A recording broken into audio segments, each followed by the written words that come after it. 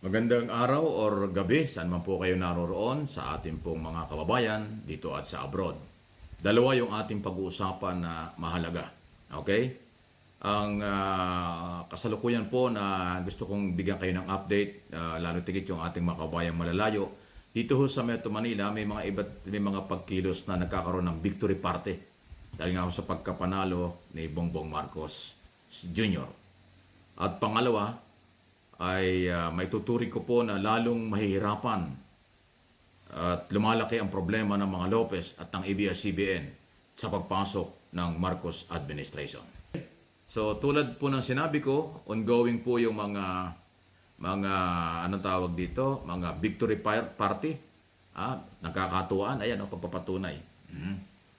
Ayan o, yan po yung nangyayari sa Amoranto, Quezon City. Isa lang po ang Quezon City na merong nangyayaring ganyan.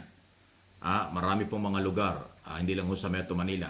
Yung victory party ay mangyayari ito ngayon hanggang sa susunod na ilang mga araw pa bago magsimula yung June 30 ng Marcos administration. Okay? At ito po ay voluntaryong ginagawa. At ako'y naniniwalang marami yan dito at sa abroad. Dahil hindi lang naman 31 milyon na mga Pilipino ang natutuwa at nagsasaya ngayon. Pati yung mga hindi botante o hindi nakaboto, pero sila ay naniniwala sa mga Marcos, kasama yan. Kaya kita mo yung Amoranto, malaking lugar po yan dito sa Quezon City, mapupuno na naman yan. Kahit na parang umuulan or uulan ang sitwasyon. So baliwala yan. Kasi nga itong parte, mas nakakatanggal ito ng pagod. Kung sila nga ay nagpaaraw, nagpaulan ng rally, nung kampanya, ay baliwala. Di lalo na ngayon, party na, panalo na eh. Kaya nga party po ito eh. So marami pong mga galawang ganyan ang ating pong inaasahan. Ayan o. Baliwala yung kahit na mga pagod at kung ano man, tuloy-tuloy lang ho. Lahat nakapula. Isalaga ho mga Marcos supporters siyang lehitimo at lahat ng mga kasama. So inuulit ko, hindi lang ho dito yan.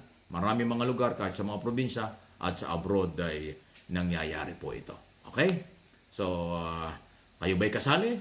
Kayo ba'y natutuwa dyan sa galawang yan? Kahit naman po hindi kasali kayo in person or personal sa mga victory party yan, pwede rin yung gawin yan. Kahit sa loob lang ng bahay nyo. Yung magkakapit bahay kayo o magkakabarangay kayo, doon na lang. Hindi na ho kailangan maramihan pa. Idea lang yan. Kung gusto nyo, pwede nyo gawin. Sa inyong sa mga private subdivision dyan, siyempre. O kung saan sa mga park yan or sa inyong tahanan niya, pwede pong gawin yan. Okay? Pwede po kayong mag-react comment sa isong yan. Ito na nga yung pangalawa na sensitibong issue.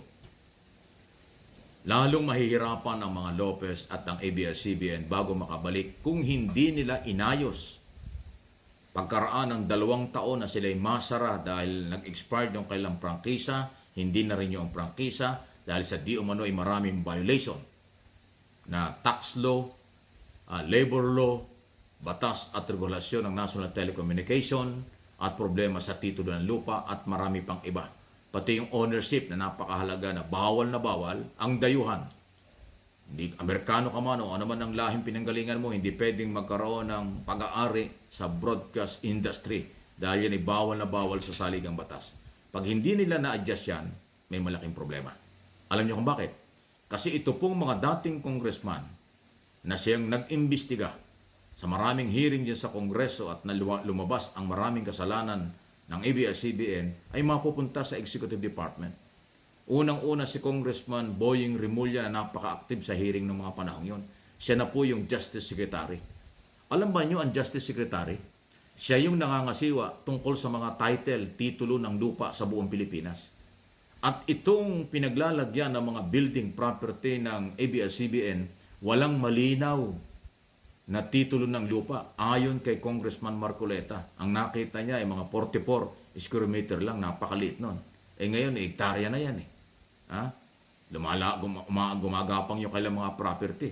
Dadaan yan sa Justice Department. At pag nakita yan ng DOJ na walang malinis na titulo, so hindi yan sa mga Lopez. Magiging squatter sila dyan. Automatic ang may-ari ng property ay gobyerno. So ang laking problema yon pag hindi inayos.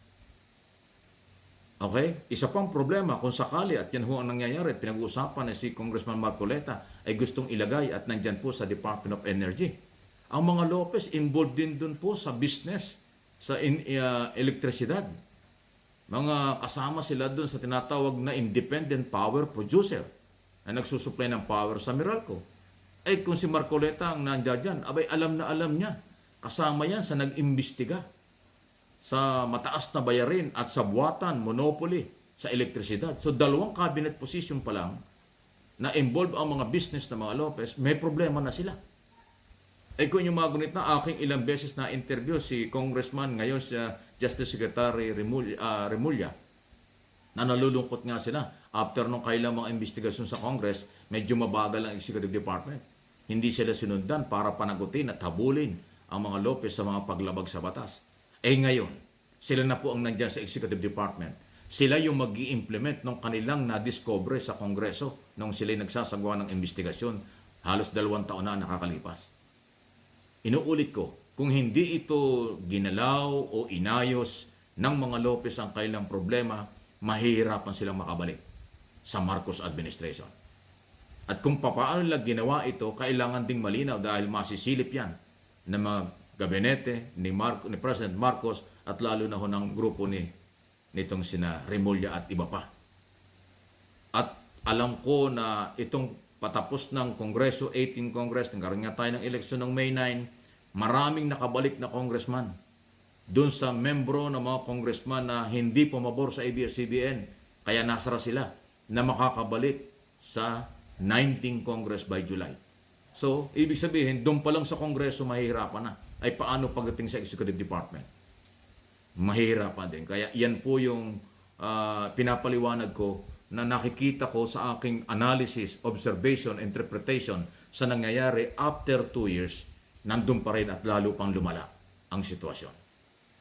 At alam naman natin na kaya talagang sila ay tumulong dun sa grupo ni Leni Robredo at ibang mga kandidato na akala ay makakatulong sa kanila kung manalo, ay natalo lahat. Etong kanyang, atong kalaban ng kailang sinusuportahan ang silang nanalo. So kaya madilim, parang may bagyo. Makulimlim ang daan para sa liwanag ng ABS-CBN at ng mga Lopez sa kailang mga business. Trabaho lang po ito. Analysis lang po ito. Opinion lang ito. Walang personalan. Kaya akin tinatalakay dahil ako po ay isa sa mga tumutok sa isyong ito noong pinag-uusapan sa Kongreso hanggang sa masara, hanggang sa 2 taon na, hanggang ngayon, pinag-uusapan pa ito at inaabangan. Pwede po kayo mag-comment at react sa bagay na ito. Marami pong salamat. Saludo po ako sa inyo. Sa ating mga kabayan, God bless.